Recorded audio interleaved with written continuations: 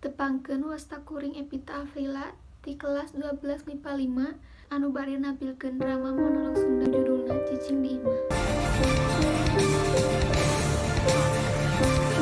And immediate action from the whole healthcare system in those countries where these cases can potentially be detected. It's not because of what is happening in China, but because of what is happening in other countries.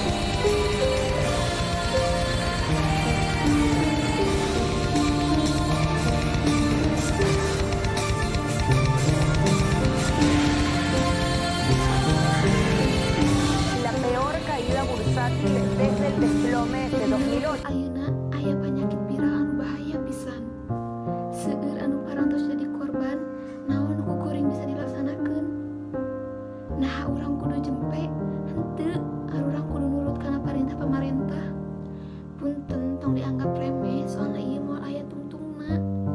Upami teu dimimitian ku kasadaran sorangan, hayu urang lawan virus ieu sasarengan.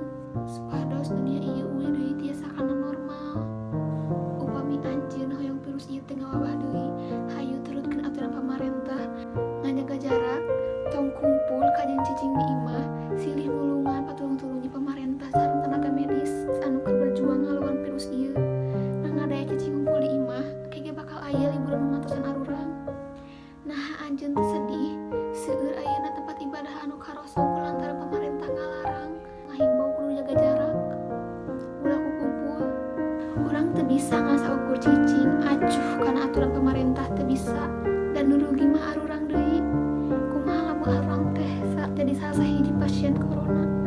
Keun ayeuna mah urang nurutkeun heula kana aturan pamarentah, jaga jarak, make masker, ulah kukumpul, kurangi aktivitas di luar imah, supados arurang teh bisa kembali deui ka kehidupan normal, supaya dunia teh bisa balik deui ka nu normal.